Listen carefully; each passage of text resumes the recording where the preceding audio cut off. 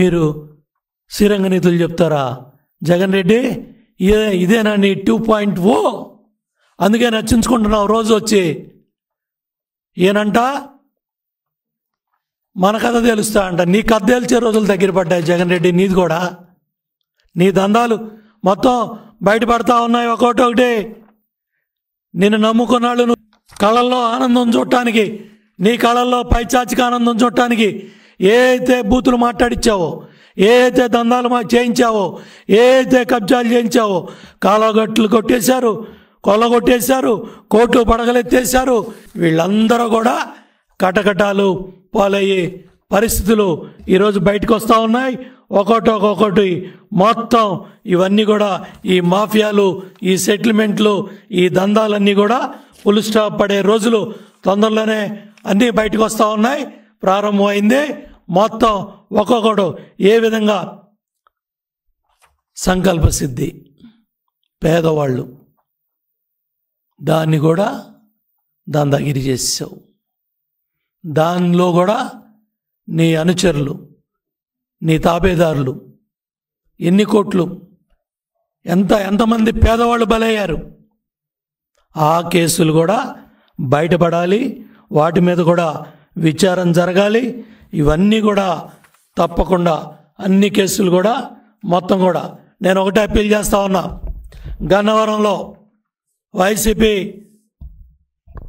ప్రభుత్వ హయాంలో జగన్ రెడ్డి ముఖ్యమంత్రిగా ఉండగా పెద్ద సైకో జగన్, చిన్న సైకో వంశీ ఆధ్వర్యంలో ఈ భూదందాల్లో కానీ, భూదోపిడీల్లో కానీ, ఈ సెటిల్మెంట్లో కానీ, ఈ దందాల్లో కానీ ఎవరైతే నష్టపోయారో, ఎవరైతే కోట్లు నష్టపోయారో, ఎవరైతే అపార్ట్మెంట్లు అప్పచెప్పి, పొలాలు అప్పచెప్పి సెటిల్మెంట్లో బలైపోయారో వాళ్ళందరూ కూడా నిర్భయంగా పోలీస్ యంత్రాంగం దగ్గర మీరు అన్నీ కూడా అప్పీల్ చేసుకోవచ్చు, అన్నీ కూడా కంప్లైంట్ ఇవ్వచ్చు.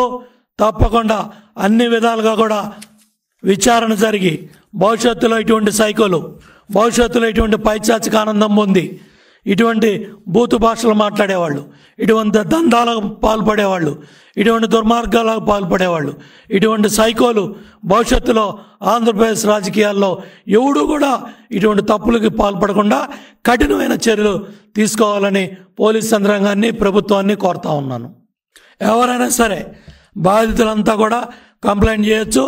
ఆల్రెడీ విచారణలో ఉన్నాయన్నీ కూడా తప్పకుండా కేసెస్ అన్నీ కూడా ఫైల్ అయ్యి చర్యలు తీసుకోవాలని కూడా ప్రభుత్వాన్ని కోరుతున్నాను. కార్యక్రమాలన్నీ బయటికి రావాలా?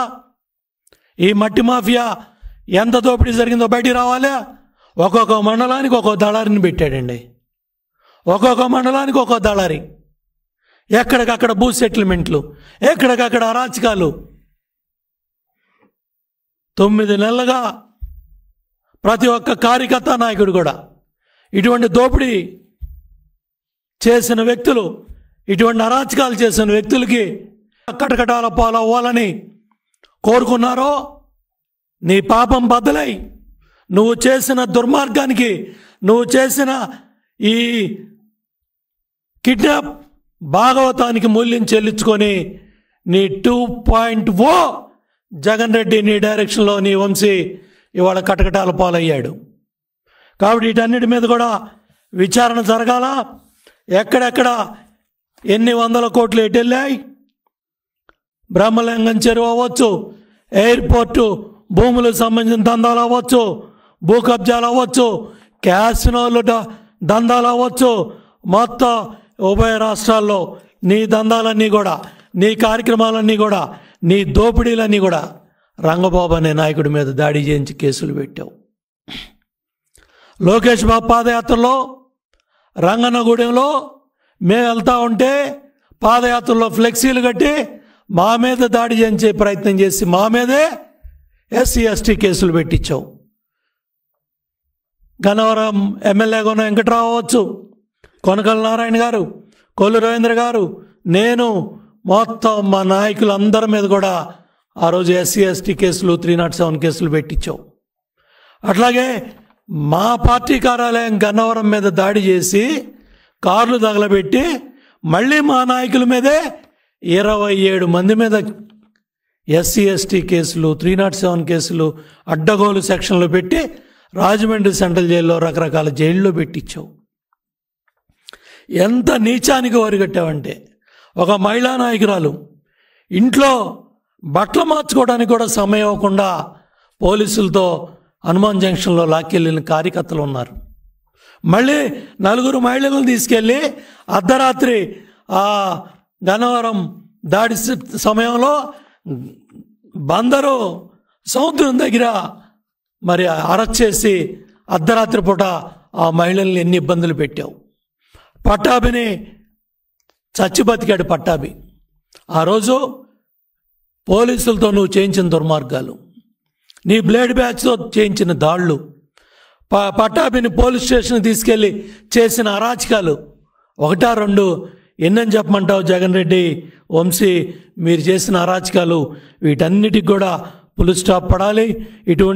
ఇట్లా అరాచకాలు చేసిన ప్రతి ఒక్కళ్ళు కూడా శిక్షార్హులే.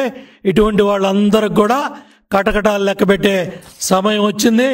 ఎవరిని వదిలిపెట్టే ప్రసక్తి లేదని తెలియజేస్తా ఉన్నా.